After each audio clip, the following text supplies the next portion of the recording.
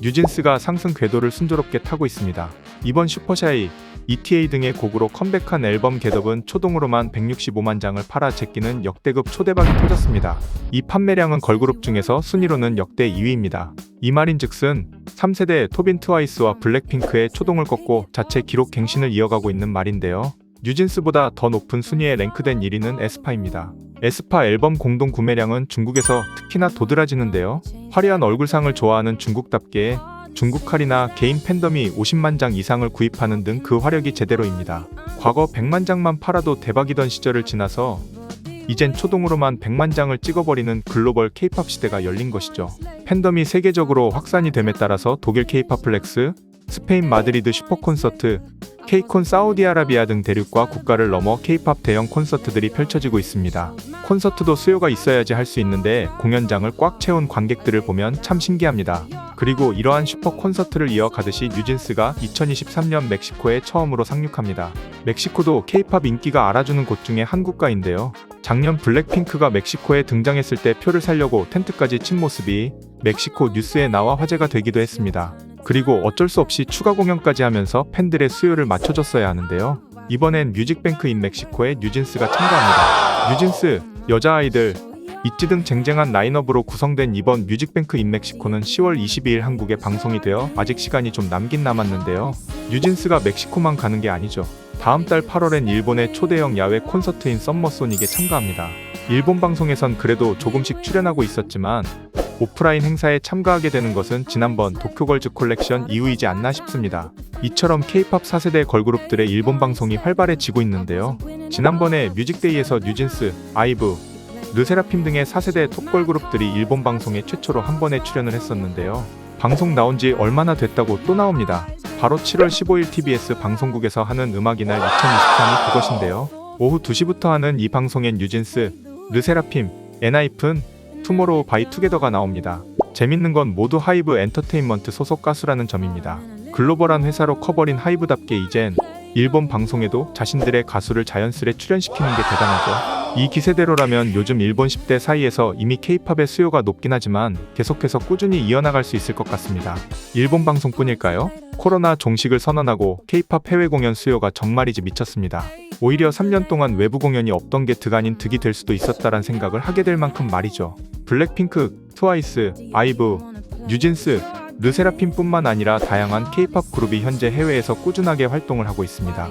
이젠 단순 5천만 인구수를 가진 한국이 아니라 수십억이 되는 세계를 시장으로 함으로써 그 활동 범위가 엄청나게 넓어진 것이죠. 그 중에서도 블랙핑크와 트와이스 등의 3세대 걸그룹들이 활약이 대단합니다. 블랙핑크는 월드 투어에서 1천억대 수입을 돌파하면서 기존 글로벌 여자 그룹 투어 기록을 깨버렸습니다. 이전 기록은 영국의 스파이시 걸스가 가지고 있었죠. 이젠 코첼라나 영국의 하이드파크 공연 무대의 헤드라이너에 서도 위화감이 없을 정도로 블랙핑크가 정상 위에 우뚝 섰는데요. 블랙핑크뿐인가요? 얼마 전 트와이스는 미국 뉴욕의 매트라이프 스타디움에서 공연을 가졌습니다. 관객석을 꽉 채운 좌석에서 이젠 정말 K-팝이 너무나 마이너한 장르가 아닌 어느 정도 소비층이 자리 잡은 문화라는 것을 알 수 있습니다. JYP 엔터테인먼트의 박진영 프로듀서가 염원하던 미국 진출 성공의 꿈이 아이러니하게 한국에서 오히려 미국으로 역수출이 되어서 잃어버린 것이죠. 전염되는 문화의 힘만큼이나 뉴욕 매트라이프 스타디움을 꽉 채운 관객석의 열기가 대단한데요. 전성 매진으로 이 정도일 줄은 몰랐다는 게 업계 관계자의 말입니다. 한국에서 대상 받고 일본 돔투어 싹 돌고 미국에서도 굵직한 콘서트 여는 것을 보면 트와이스는 정석 중에 정석 같은 걸그룹 같습니다. 이번 매트라이프 스타디움 매진은 K-팝 걸그룹 최초라고 합니다.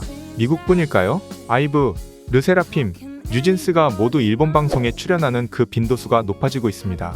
지난번 뮤직데이 출연 이후에는 뉴진스의 디토는 트위터만 수만 개가 넘어갈 정도로 반응이 좋았고 르세라핌은 공연장에서 확실한 반응을 이끌어내기도 했는데요. 장장 8시간이나 되는 메이저 방송인 뮤직데이에서 참여하는 K-팝 그룹만 5팀이 이상인 것은 분명 K-팝을 즐겨 듣는 소비층이 확실하게 있다는 것이겠죠. 2022년부터 조금씩 얼굴을 비추기 시작한 뉴진스, 아이브, 르세라핌은 사실 고정적인 팬덤은 일본에서 있긴 했습니다. 아이브는 2022년 여고생 인기 단어 1등, 인기 가수, 인기 노래에 싹 다 뽑혀버리면서 확실한 대세임을 입증했죠. 또한 르세라핌과 함께 연말 메이저 방송인 홍백화 합전의 데뷔년도에 출연하면서 지금 대세가 아이브라는 것을 보여주기도 했습니다. 아이브뿐일까요? 르세라핌의 인기는 상상 이상입니다. 사실 일본 멤버가 있다는 것은 굉장히 큰 메리트로 작용하는데요. 일본 토크 방송에서 MC들과 다양하게 주거니 받거니 하면서 이야기를 이어나갈 수도 있고, 예능 방송에서도 다방면으로 활약할 수 있기 때문입니다. 그리고 르세라핌엔 방송 경력만 10년이 넘은 사쿠라와 카즈하가 있죠. 사쿠라는 일본 스티커 사진기에도 얼굴이 들어가 있는데요. 최근엔 일본 대학교 광고에도 등장했고, 시부야 거리 및 포스터 등 길거리에서도 심심치 않게 볼 수 있는 인지도 있는 일본 K-팝 아이돌입니다. 일본 데뷔 싱글부터 앨범까지 꾸준히 50만 장 이상을 팔면서 플래티넘 인증을 넘어 트리플까지 달성해버린 르세라핌의 그 인지도가 대단한데요. 이러한 기세를 이어 이번 뮤직데이 2023 방송 무대에서도 그 확실한 반응을 이끌어냈죠. 르세라핌은 무대에서 이브 푸시케 그리고 푸른 수염의 아내라는 곡을 일본에서 최초로 공연을 했는데요. 전주가 흘러나오자 팬들의 반응이 장난이 아닙니다. 확실한 퍼포먼스와 평균 키도 높은 르세라핌의 스타일에 시선이 안 갈 수가 없죠. 특히나 르세라핌은 일본의 피겨 스타 혼다마린과 함께 6명으로 엄폭 입은 커버 댄스를 함께 춰서 더욱 화제가 되었습니다. 혼다마린과의 추는 춤에 관객들의 반응이 재밌기도 합니다. 뮤직데이 당시 MC였었던 혼다마린은 이미 르세라핌의 솔로 무대를 하기 전 표정에서 기쁜 것을 감추지 못했습니다. 그리고 무대가 끝난 후에 자신의 SNS인 인스타그램에서 꿈만 같던 무대를 실제로 해서 너무 기분이 좋고 감동했다고 밝혔습니다. 사실 일본의 정규적인 큰 방송에 K-팝 그룹이 이렇게 많이 대거 등장하는 게 흔한 일은 아닙니다. 하지만 시청률을 잡기 위해서 음악 방송은 특히나 젊은 세대층이 많이 보기 때문에 어쩔 수 없이 K-팝 아이돌들을 끌어오는 것이겠죠. 이번 르세라핌의 퍼포먼스로 트위터는 물론 SNS 등에서 재밌는 반응들도 몇 가지 올라왔습니다. 찐팬심이 느껴지는 몇 가지만 소개시켜드리자면, 샤워하는 것도 참고 기다렸는데 무대 보고 나서 정말 치유되었어. 무대는 최고였는데 카메라가 어딜 찍고 있는지 조금 아쉬웠어. 혼다마린과 함께 한 무대 정말 최고였어. 호화로운 무대였습니다. 잘 먹었습니다. 르세라핌 일본 뮤직데이 무대 영상은 더보기란에 링크로 보실 수 있습니다. K-팝의 일본 공연이 본격화되고 있는 2023년 앞으로의 미래가 더 기대가 되는데요. 소식이 들리면 바로 가지고 오도록 하겠습니다. 언제나 시청해 주심에 감사합니다. K-팝 스테이션이었습니다. 끝.